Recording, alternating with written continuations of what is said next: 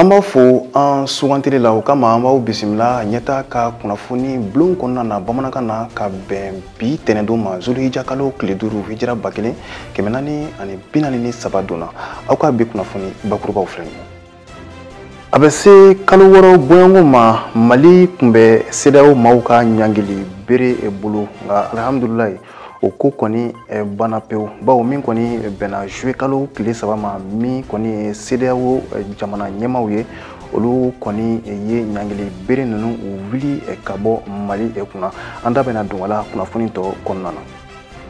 Min ye honorable Fuseni Ouattara ye ni ale yɛrɛ ye CNT wasaden ye ale kɔni y'a jira k'a fɔ ko CEDEAO maaw kɔni tun wajibiyalen don ka nin ɲangili bere ninnu ta ka bɔ anw ka jamana kan ko barisabu min kɔni ye Mali kɛrɛfɛ jamana bɛɛ lajɛlen ye k'olu kɔni bɛɛ tun ninakili degunnen don nin ko in na. An bɛna taa n'aw ye Magan jamana la min kɔni ye karidon ye agence de voyage Al-Huda maaw ka hijidenw olu kɔni bɔra Medine ka u kunda Magan kan walasa ka hiji baaraw yɛrɛ daminɛ.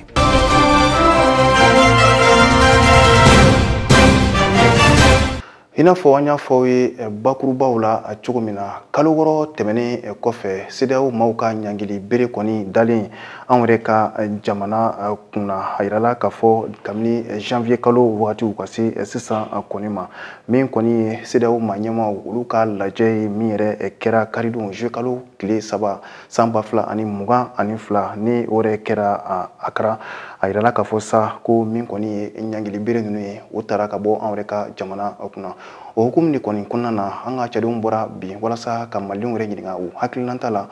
ni waleya in kɔni na bɛɛ kɔni y'a jira k'a fɔ ko nin kɔni kɛra tare ye. Aissata Touré ani Laji Mamadu Tarawele u seginna ni min ye an ka jɛ ka jate minɛ ɲɔgɔn fɛ. Ko ɲumanba don sanction in wulili ye ko ɲumanba ye Mali ma parce que n'i y'a jateminɛ an ka jamana ye jamana min ni kɔgɔji tɛ ɲɔgɔn na bon n'an ni kɔgɔji tɛ ɲɔgɔn na an ni jamana minnu tugulen don ɲɔgɔn na olu de ni kɔgɔji bɛ ɲɔgɔn na donc ce qui fait que marchandise fɛn fɛn bɛ don an ka jamana kɔnɔ marchandise importelen fɛn fɛn i bɛ taa sɔrɔ o bɛ bɔ jamana wɛrɛw de la donc o jamana wɛrɛ n'an n'olu kun dan tigɛlen don frontières la à travers ces sanctions là donc o kun nalen don ni gɛlɛyaba ye jamana kɔnɔ bɛɛ y'a jateminɛ sanction 6 mois a nana ni prix caman gonfleli ye maliyɛnw ye sunkalo kɛ gɛlɛya kɔnɔ maliyɛnw ye wagati caman traversé gɛlɛya kɔnɔ donc ni sanction n'a wulila moi comme tous les autres maliens an bɛ content an nimisi bɛ wasa mais an b'a ɲini Ala fɛ an ka leçon dɔw tirer nin kɔnɔ pour que nin sanction ninnu ɲɔgɔnna fɛnɛ kana bin jamana kɔnɔ parce que non seulement an ka frontières kun datugura mais an ka nafolow bɛ banque minnu na banque régionales ni banque internationale fɛn fɛn la jamana kun tɛ ka se k'o wari ninnu si lasɔrɔ donc o bɛɛ nana ni gɛlɛyabaw ye Mali yɛrɛ économie ma donc an bɛ mun ɲini dɔrɔn an b'a ɲini Ala fɛ Ala k'an kisi ni gɛlɛya ɲɔgɔnna wɛrɛ ma ni gɛrɛntɛ ɲɔgɔnna wɛrɛ ma ani an b'a ɲini Ala fɛ an ka leçon tirer nin kɔnɔ ɲɔgɔnna wɛrɛ kana an sɔrɔ bilen. ɲangi ninnu wulilen diyara maliyɛn bɛɛ ye parce que aw yɛrɛ b'a dɔn a kun ye gɛlɛya caman de lase maliyɛnw ma anw ka secteur pétrolier kɔnɔ nous on avait des problèmes aussi parce que même si o problème t'an da la directement parce que anw bɛ se ka na n'a ye mais gɛlɛya caman donna la parce que ni jamana yɛrɛ ye gɛlɛya sɔrɔ fan bɛɛ fɛ a bɛ tila ka répercuter bɛɛ kan quoi donc maliyɛn bɛɛ kun ye gɛlɛya sɔrɔ a kan manque ba kun bɛ jamana kɔnɔ ciment kun tɛ ka na ka ɲɛ nɛgɛw tɛ sɔrɔ mɔgɔw ka mobiliw bloqués kun don port ni fɛnw na donc n'o ko dayɛlɛla o tɛ dɔwɛrɛ ye o bɛ na ni hɛrɛba de ye jamana kɔnɔ donc an contannen ba don a la an ka walanda minnu tirer nin ko la i n'a fɔ n y'a fɔ cogo min na tubabukan na c'est à dire maliyɛnw kan ka u ɲɛ yɛlɛ k'a faamu k'a fɔ on est un pays enclavé an ka jamana datugulen don donc n'i y'a ye an ye gɛlɛya caman sɔrɔ sen na parce que jamana damadɔ de tun bɛ yen an ka fɛn bɛɛ bɛ bɔ n'o sira de Sénégal ni Côte d'Ivoire ninnu ni fɛn mais n'an sera k'a faamuya k'a fɔ nin na an ka laginɛ ninnu jateminɛ an ka se ka fɛn caman baara kɛ n'u ye wa ports ka dilan siraw ka dilan n'u ni ɲɔgɔn cɛ an ka sɔrɔ ka se ka sira caman sɔrɔ mun ni jamana fila dɔrɔn tɛ kelen ye Voilà, désormais ni cas sugu nana ka so am se ka bɔdaw sɔrɔ quoi fana maliyɛnw fana kan ka leçon min fana tiré na u ka fara ɲɔgɔn kan an ka dɔn ka fɔ n'an farala ɲɔgɔn kan an bɛ se ka fɛn bɛɛ kɛ. An bɛ Ala fo k'Ala barikada vraiment sanction wulilen a diyara n ye kosɛbɛ diɲɛ kɔnɔ ko an talanw ye ɲɔgɔn ye bon sanction vraiment bon a sɛgɛn b'an kan cogo min a sɛgɛn b'olu fana kan ten mais a wulili o de b'an bɛɛ nafa an bɛ Ala de deli dɔrɔn vraiment Ala ka nin kɛ jamana ka dɛrɛli ye bon n bɛ profiter micro in na ka foli bila ka taa an ka président n'a ka gouvernement bɛɛ lajɛlen ma vraiment baara min na hali bi an bɛ dugawu kɛ k'u cɛsir'a fɛ. Min ye an ka jamana magoba tigiw ye min kɔni ye a sɔrɔ bosonbaga baw ye n'an k'olu ma ko opérateur économique min kɔni CEDEAO maaw ka ɲangili bere min dara an yɛrɛ ka jamana kun nin kɔni digira nin ma kofɔli ninnu na kosɛbɛ baw u caman kɔni ka sɔrɔw la segin kɔ o kɔni kama CEDEAO maaw ka nin ɲangili bere ninnu wulili ka bɔ an yɛrɛ ka jamana kan min ye Mali opérateur économique ye sa u kɔni ye CEDEAO maaw fo nin kisa la kosɛbɛ wa min ye an yɛrɛ ka camancɛ fanga ma ɲɛmaaw ye u ye foli ni waleɲumandɔn ni tasibila kɛ ka taa olu fana ye u bɛ Aissata Mayiga ka kuma galamani na jaw taba ye Musa Jalo ye. Kalo wɔɔrɔ bɔɲɔgɔnko kɔni tɛmɛnen kɔfɛ CEDEAO maaw ka ɲangiliwaleya yɛrɛ kɔni kɔnɔ ka ɲɛsin anw ka jamana ma an bɛ don min na bi a yirala k'a fɔ ko embargo yɛrɛ kɔni wulila ka bɔ anw ka jamana kan a degun belebeleba o kɔni kun ɲɛsinna an ka jagokɛlaw yɛrɛ de kɔni ma o n'a ta bɛɛ olu kɔni ye foli ni tanni ta ka ɲɛsin an ka camancɛ fanga maaw ma u ka fasoden ɲumanya baaraw yɛrɛ kɔni kɔnɔna la. Mali commerçant bɛɛ lajɛlen an ka foli bɛ a bɛɛ ye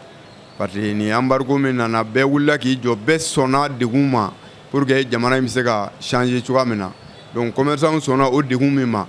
an bɛ commerçant fo o la et puis an b'a kɛrɛnkɛrɛn an b'an ka sugu mɔgɔw fo sugu minnu les 14 an k'u ka daw tugu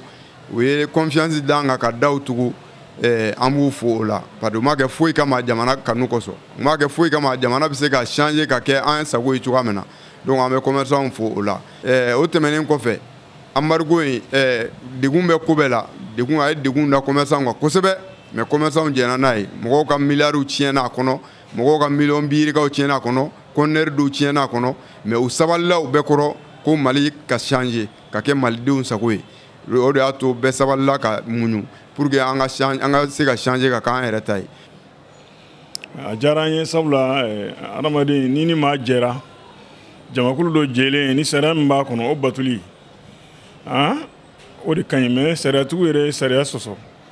o de tun ye an tɔɔrɔ fo k'a fɔ an sɔnna gɛlɛya in bɛɛ ma parce que an b'a fɔ autorité an sɔnna gɛlɛya in bɛɛ ma parce que u bɛ ka sariya de bato u bɛ ka maliyɛnw ka défense de kɛ o de kama gɛlɛya fɛn fɛn nana commerçants jɛna n'a ye o hukumu de kɔnɔna la an ye ɲɔgɔn bolo minɛ ka gɛlɛya supporter niveau bɛɛ la donc o la an bɛ min fɔ u ɲɛna a wulili o t'a bannen ye sabu an ni maa minnu bɛ ɲɔgɔn na u ye leçon sɔrɔ autorité min bɛ yen bi an b'u fo k'u barikada u ka effort la n'u ka cɛsiri la parce que u ye Mali yira ko Mali bɛ se min na Mali ye min ye u y'o yira. Embargo wulila a diyara an ye mais embargo in kun ye manamana ko de ye parce que n'i y'a lajɛ embargo yɛrɛ kun ti Mali kan parce que Mali bɛ embargo in kɔnɔ an furadama kabi sanction ma kɛ an bɛ embargo kɔnɔ sanction kɛra an bɛ embargo kɔnɔ mais embargo in yɛrɛ wusayara anw ma parce que embargo in y'a to anw ka minɛn da ka nɔgɔn ka tɛmɛ an ka kɛrɛfɛ jamana bɛɛ lajɛlen kan sukaro b'o la nɔnɔ b'o la tulu b'o la malo b'o la donc n'i y'a jateminɛ embargo in a nɔgɔyara anw ma ka tɛmɛ an ka kɛrɛfɛ jamana bɛɛ kan au contraire olu de degunna. Misi damadɔ kelen ka kɛ a ye gɛlɛyaba se jamana ma a y'a to k'a fɔ ko don min a bɛ kɛ o b'a sɔrɔ an ka minɛn caman tun bɛ port ninnu bɛɛ la u ye minɛn damadɔ cité a bɛ taa fɔ minɛn 60 ou en tout cas 90 la k'a fɔ k'olu sen t'a la mais ni mun tɛ ninnu minɛnw ye minɛn tɔ fɛn fɛn bɛ yen a bɛɛ sen b'a la a bɛɛ tɛ se ka na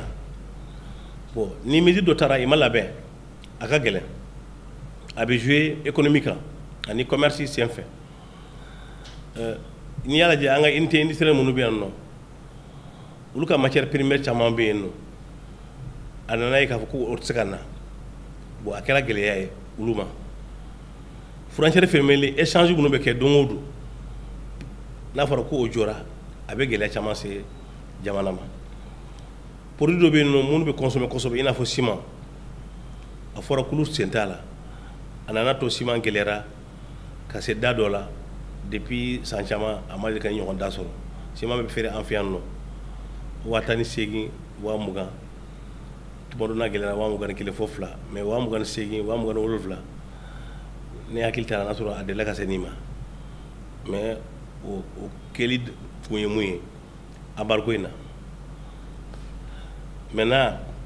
o kɔnɔna la gɛlɛya wɛrɛ nana don da kɔnɔ mun t'o fana ye i n'a fɔ ko dɔw ka kɛlɛ o kɔlɔlɔ nana se an ma yan k'a sɔrɔ an sen t'a la i n'a fɔ Russie ni Ukraine kɛlɛla blé nana gɛlɛya diɲɛ kɔnɔ engrais nana gɛlɛya diɲɛ kɔnɔ carburant nana gɛlɛya diɲɛ kɔnɔ o nana fara embargo gɛlɛya kan parce que ni gɛlɛya in anw dɔrɔn tɛ diɲɛ bɛɛ de y'a santi blé ko ni engrais ko ni carburant ko diɲɛ bɛɛ de y'a santi diɲɛ bɛɛ mais anw tilala ka embargo fana ta in fara kan donc a kɛra gɛlɛya fila ye donc an ka gɛlɛya tun ka ca ka tɛmɛ mɔgɔ caman ta kan. hali sisan nɔ an ka jamana yɛrɛ kɔni lakanali hukumu kɔnɔna la fɛn min ye jagokɛlaw ye u ye weleda kan kɛrɛnkɛrɛnnen ta ka ɲɛsin an ka jamana marabagaw ma fo ka taa se jamana wɛrɛw ma minnu yɛrɛ kɔni anw dɛmɛ gɛlɛya wagati kɔnɔna la. u k'u jilaja CEDEAO ko min filɛ nin ye CEDEAO ni OTAN bɛna tɛgɛ di ɲɔgɔn ma OTAN anw bɛ CEDEAO kɔnɔ anw bɛ se k'olu bali ka na coopérer an ka jamana kɔnɔ bilen wa donc u k'a lajɛ CEDEAO ko in an ka bɔ a la MINUSMA ko in an ka MINUSMA ko in dabila pewu an k'u gɛn an ka u gɛn u ka bɔ an fɛ yan pewu an yɛrɛ k'an yɛrɛ ta an k'an yɛrɛ di Russie ma Russie kɔni mana fɛn o fɛn fɔ ani Chine n'u ye fɛn o fɛn fɔ an ka jɛn n'o ye an n'u ka baara kɛ ɲɔgɔn fɛ an commerçants bɛ min fɛ o y'o de ye dɛ. kumakan min bɛ ne bolo ka se autorité ma o de ye ka welewele da kɛ autorité mɔgɔw ye u n'u ka population informer u ka kɛta n'u ka fɔta la pour que mɔgɔw ka se k'a faamuya an bɛɛ ka bila kulun kelen kɔnɔna na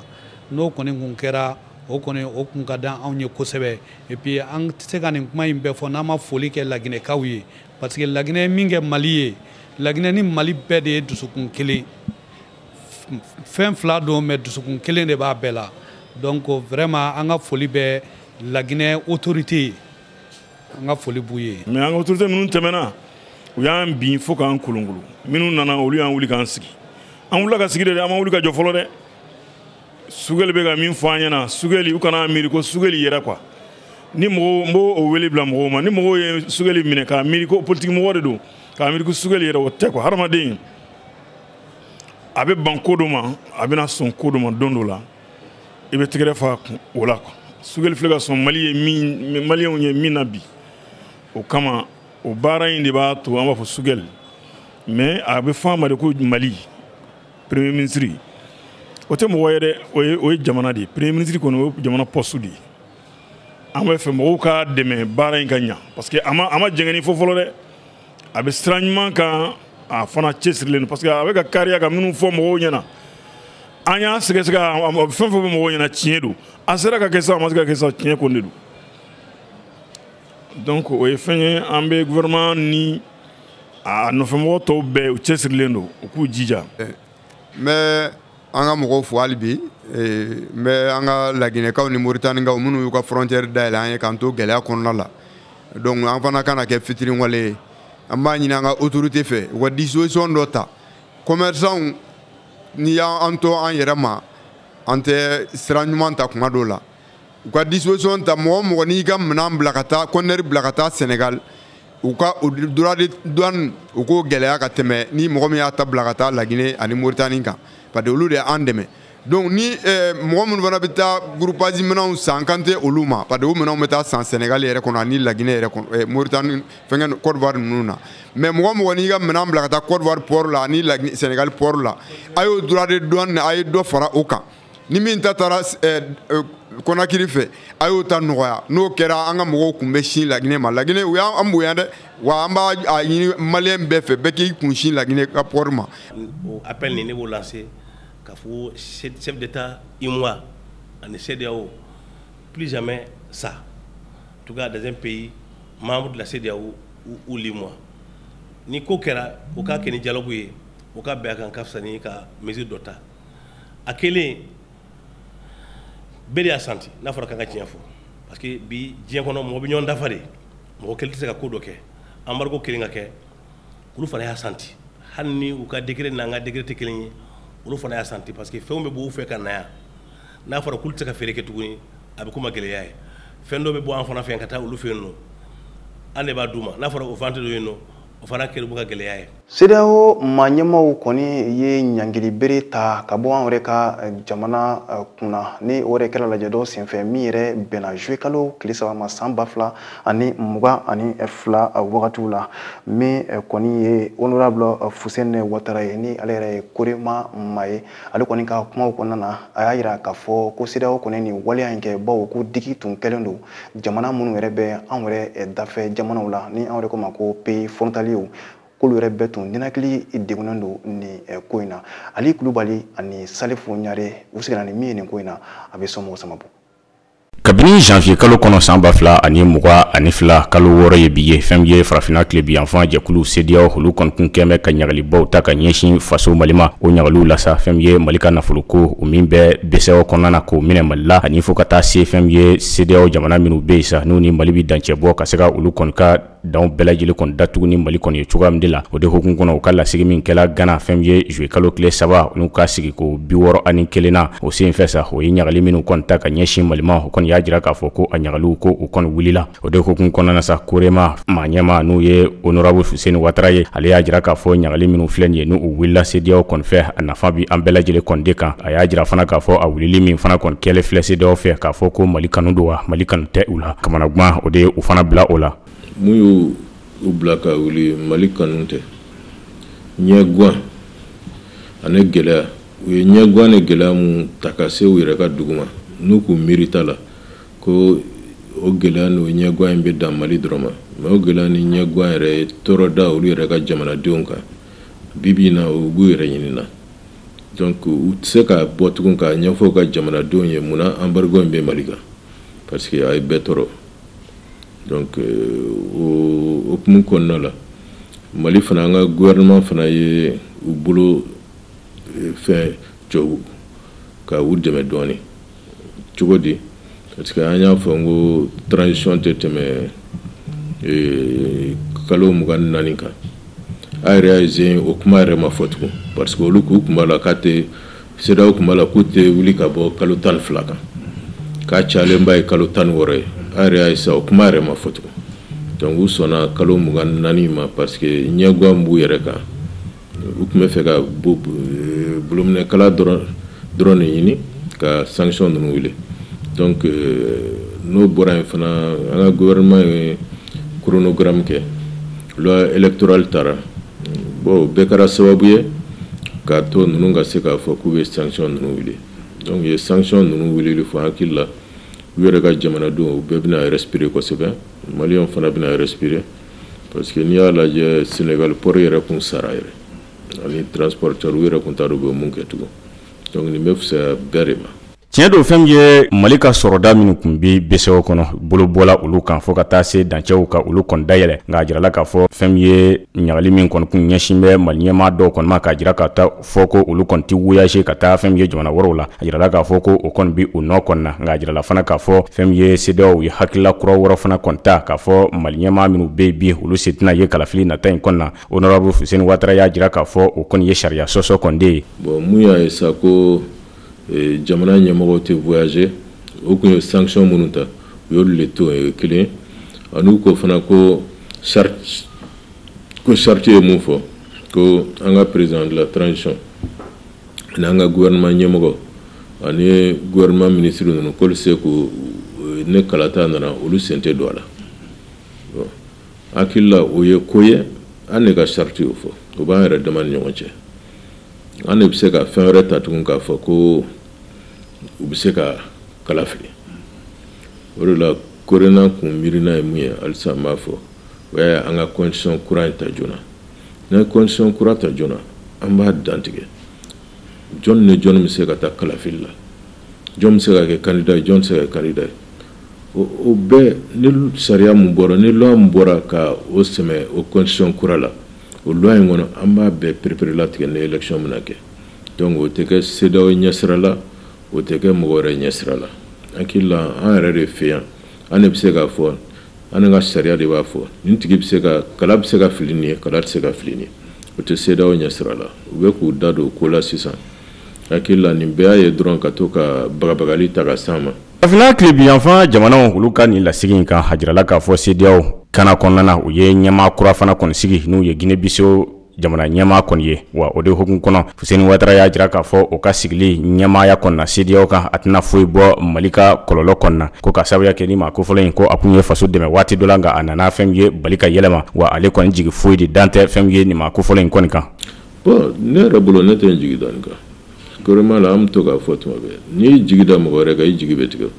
mɔgɔ i b'i jigi da i yɛrɛ kan i b'i jigi da Ala kan i jigi tɛ tigɛ sinon a yɛrɛ y'a ye nin cɛ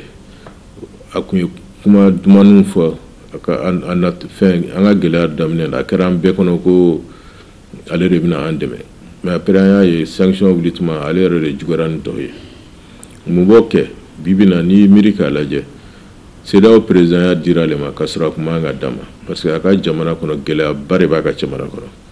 même ale yɛrɛ a ka palais ni fɛn ninnu CEDEAO sɔrɔdasiw de bilala ka taa lakɔlɔsi parce que coup d'état kun bɛna k'a la bi bi in na pour que a yɛrɛ ka sunɔgɔ a ka dugu kɔnɔ hɛrɛ la CEDEAO sɔrɔdasiw de bɛ k'ale garder donc n'ale kɛra CEDEAO ɲɛmɔgɔ ye CEDEAO mɔgɔw président tɔw bɛ se ka taa réunion kɛ yen cogo di yarɔ o kɔni o ko ka gɛlɛn donc hakili la a kun b'a dɔn ko CEDEAO ɲɛmɔgɔya in tɛna d'a ma mais a sɔnna ko caman de ma pour que CEDEAO ɲɛmɔgɔ in ka d'a ma ɲɛmɔgɔya in dilen a ma bi an b'a dɔn mun na a donna Mali contrôle la o tuma la ka voter ko sanction kana wuli ka bɔ Mali kan hakili la a kun bɛ nin ɲɛmɔgɔya in de nɔfɛ. Ema yɛrɛ kɔni tɔgɔ la Koroma ma ɲɛmaa n'u ye Fuseni Ouattara ye a kɔni ye foliba ta ka ɲɛsin CEDEAO mɔgɔw kɔni ma o ye ɲagali minnu kɔni bɔ faso Mali kan ani ka taa se farafinaden bɛɛ lajɛlen kɔni ma CEDEAO maa bɛɛ lajɛlen kɔni ma nka a kɔni ye kangari gɛlɛn min kɔni da CEDEAO mɔgɔw kɔni ye o k'u sen bɔ faso Mali a ka politique ko kɔni na ka sababuya kɛ Mali jamana min don yɛrɛma hɔrɔnya bɛ a bolo fɛn min ye fasodenw de kan ka o sariyaw kɔni ta u yɛrɛ ye kala kan ka ta jɔn ye kala man kan ka ta jɔn ye fasodenw de bɛ o tigi kɔni ka ko kɔni jalatigɛ. N'aw hakili b'a la CEDEAO ɲɛmaaw farala ɲɔgɔn kan waati min na ka ɲangili bere ta ka da anw yɛrɛ ka jamana kun n'o yɛrɛ kuntagala nana se fo kalo 6 ɲɔgɔn bɔɲɔgɔnko la kabini janvier kalo waatiw min kɔni ye malidenw ye u m'u bolo jigin tile kelen baw u kɔni tora u ka jamana ɲɛmaaw kɔ n'o ye camancɛ fanga ma ɲɛmaaw ye ka se ka u jukɔrɔma don cogo min na olu minnu bɛ baara la su ani tile walasa jamana yɛrɛ bɛ se ka lakana ani jamana yɛrɛ bɛ se ka kɛ yiriwa fɛn ye cogo min na an ka jɛ ka segin kɔ dɔɔni an ka kisaw lamɛn ɲɔgɔn fɛ Aissata Mayiga ale bɛ a ɲɛfɔ.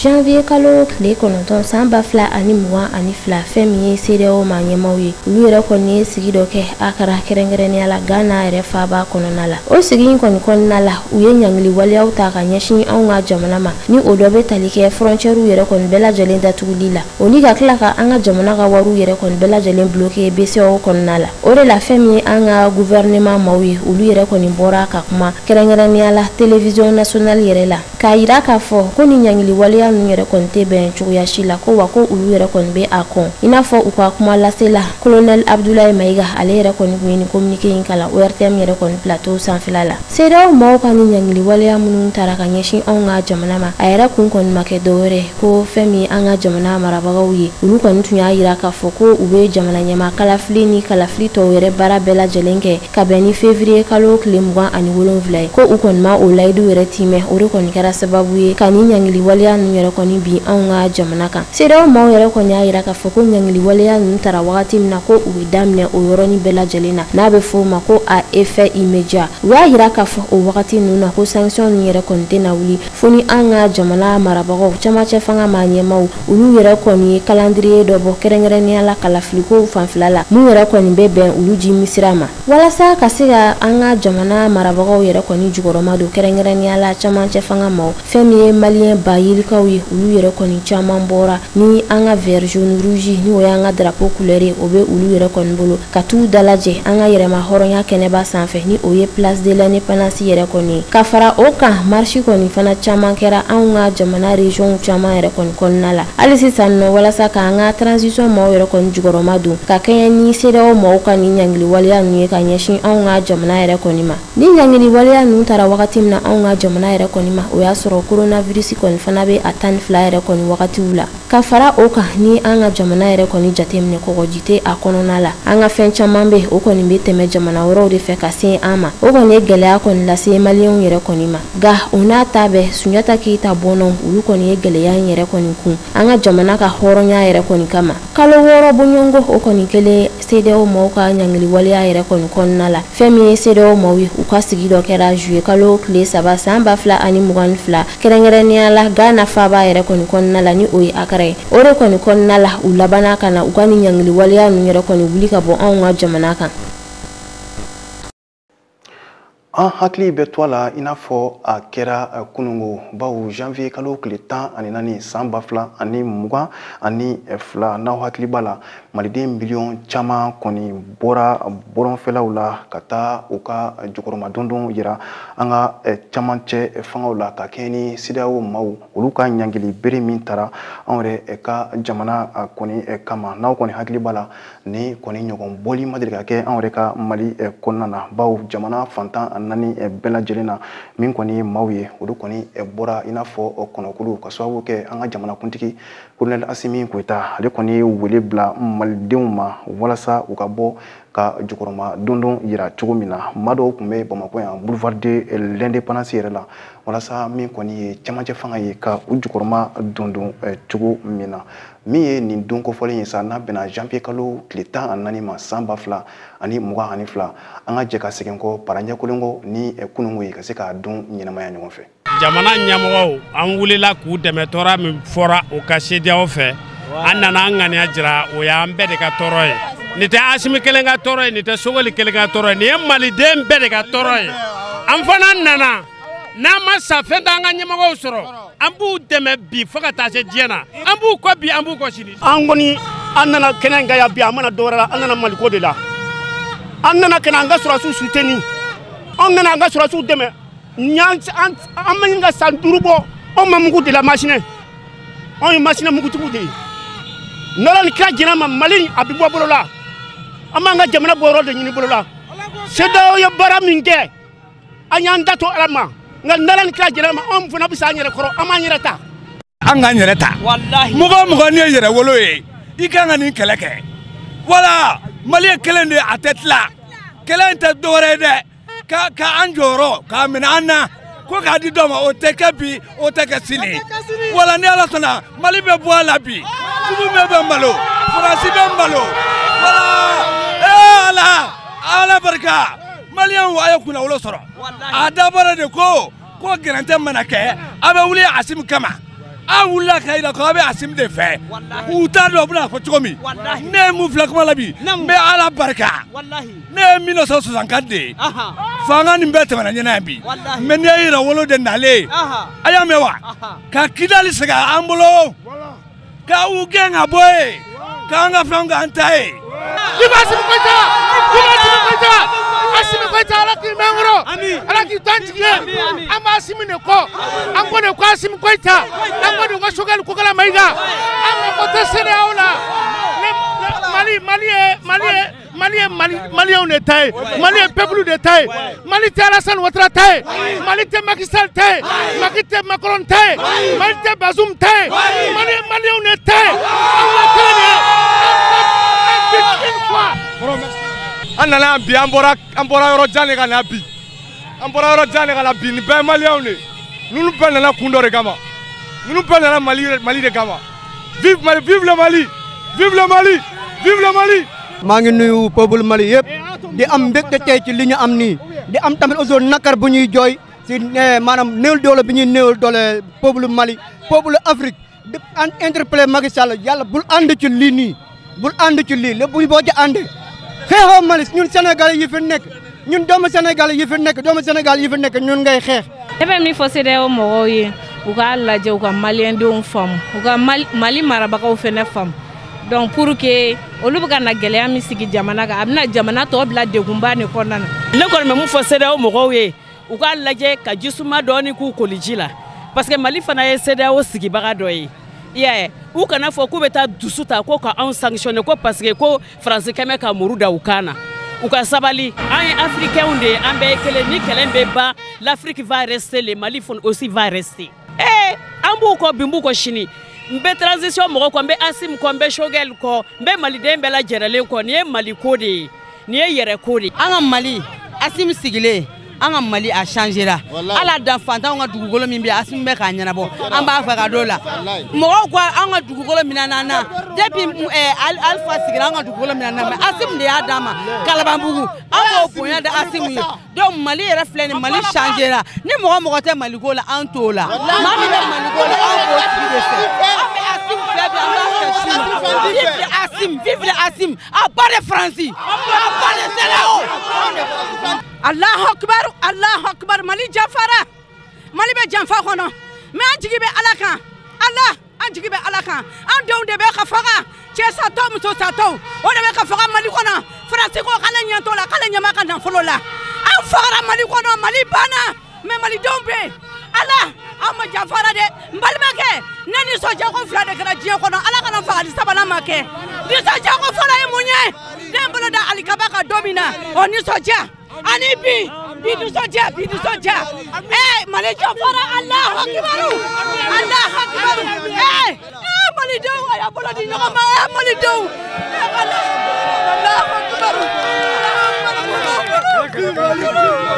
Tile damadama tɛmɛnen Medina dugu barikama kɔni kɔnɔna na min ye groupement agence Al-Huda maaw ka hiji denw ye olu kɔni bɛna hiji baaraw kɔni daminɛ bawo min kɔni ye Irama fini ye n'o ye hijidenw ka fini ye walima hiji kɛ fini u kɔni o kɔni don wa yirala ka fɔ sa kilomètre caman kɔni bolilen kɔfɛ u nana Magan yɛrɛ kɔni kɔnɔna na an ka jɛ ka u ka nin don kofɔlen ɲɛnamaya ɲɔgɔn fɛ ni an yɛrɛ ka lasigiden kɛrɛnkɛrɛnnen min bɛ Magan nin waati in na Osaza Abokar Tolo. Dɔgɔkun kelen sigi kɔfɛ Madina, Mali hijiden caman ye ɲɛsin Maka ma ka da ka hiji kalo jɔra wa hiji baaraw olu daminɛli sera. Agence de voyage groupement Al-Huda bɛ jɛkulu mun kɔnɔ olu wulila o cogo la u n'u ka hijidenw kununko kari n'o bɛnna seliba kalo yɛrɛ tile 5nan ma. Hijidenw kɛlen kɔfɛ ka namufiniw don Madina dugu kɔnɔ nka n'i y'a ka kɔgɔ talen ɲɛ u donna bisbaw kɔnɔ k'u ɲɛsin Zulhulefa ma. Bɛɛ lajɛlen kɛn bɛ k'i ka namufini don hali n'a sɔrɔ ŋaniya ma ta. Tumana min na hijidenw nana se Zulhulefa jigin kɛra n'u ye ka don misiri kɔnɔ seliji talen kɔfɛ jɔ 2 o selila ka Alaw tala barikada ka sɔrɔ ka ŋaniya ta labɛik Allahumma umratan. Ala anw y'i laminɛ ni umra baaraw ye. Bɔli kɛlen kɔfɛ Zulhulefa k'an kunda Maka kan kilomɛtiri 400 a n'a kunkanfɛ. Ala ye a latigɛ hijidenw ɲuman sira Maka kɔnɔna la. Hijidenw tun bɛ bisba minnu kɔnɔ n'an ko ma karu o ɲɛsinna ni Arahmani Masaka ni dunanba ninnu ye u jatigila la n'an ko a ma ko hôtel. Agence de voyage groupement Al-Huda a ka hijiden kelen-kelenna bɛɛ lajɛlen kelen ka u dayɔrɔw sɔrɔ. Sow sabatira dumuniw kɛra hakili sigilen kɔfɛ an bɔra ni hijidenw ye dɔɔni ka ɲɛsin Alikaba misiri ma. Jɛkulu min bɛ malidenw dɛmɛ hiji kɛko ɲuman na n'o dɔ ye agence de voyage groupement Al-Huda a ka hijidenw tora tan dɔɔni ka ɲɛsin Alikaba misiri ma n'an b'o wele k'a fɔ Haramul Maki waati min na surunya kɛra yen. Bilasiralikan minnu bɛ n'o kan ka di hijidenw ma o bilasiralikan fɔra anw ka hijidenw ye. O de kɔfɛ farikansiw wulila ɲɛ dalen kɔ Alikaba kan. Soba min diɲɛ maa caman b'a laɲini k'o ye anw ka hijidenw y'o ye basigi kɔnɔ. Tuma min na a yera duwawu kɛra Ala delila miiriyaw janyana ɲɛ dɔw ye jibo koyi ka da kan maa caman tun bɛ ni kibaruya mɛn nka ka ye a kɛnɛ kan Ala tɛ jɔn bɛɛ suganti a la. Hijidenw kɛlen kɔfɛ ka Alikaba ye jigin kɛra n'u ye ka na Haramul Maki kɛnɛba yɛrɛ kan ka masurunya Alikaba la. Taama bɛ ka kɛ dɔɔni ka yɔrɔ ɲini yɔrɔ min ni tawafu baaraw yɛrɛ bɛ daminɛ yen nɔ. Alikaba selegi kɛrɛnkɛrɛnnen min bɛ yen ni Hajarul Aswad b'a la tumana min na anw ka hijidenw sira ye bɛɛ yamaruyala ka kumakan fɔ a bɛ ɲini tawafukɛla k'a daminɛ ni min ye o baaraw bilala sen kan. Ala barikala nin cogo de la Alikaba munumuni daminɛ k'a minɛ 1 ka taa se 7 ma. Alikaba munumuni baaraw daminɛnen kɔfɛ fo ka se munumunuko 5 ma a tɔ toren 2 ye kununko n'o bɛnna karido ma seliba kalo tile 5nan kira ka hijira san 1443 Ala ye a latigɛ fitiri nana wele fitiri seli baaraw bilala sen kan o kosɔn tawafu jɔra fɔlɔ ka fitiri seli o faridaba in tɛmɛnen kɔfɛ turu 2 min tora o kɛra ni hijidenw ye Alaw tala barikala. Fitiri seli baaraw bannen kɔfɛ o bɛnna ni an ka tawafu fɛnɛ baaraw o kuncɛtɔ ye. O de kɔfɛ taama kɛra ni hijidenw ye dɔɔni ka taa Sɔfa ani Marwa fɛn sagara sa. Sɔfa ani Marwa o yɔrɔ kɛrɛnkɛrɛnnen umra baaraw tɛ taa kɔ fiyewu. Waati min na hijidenw ka tawafu banna ɲɛsin kɛra u ma Sɔfa ani Marwa fanfɛ. Sɔfa baaraw daminɛna yen ka da kan Alaw taala yɛrɛ ye a daminɛni ye. Agence de voyage groupement Al-Huda a ka hijidenw ye Sɔfa taama daminɛ dɔɔni basigi kɔnɔ.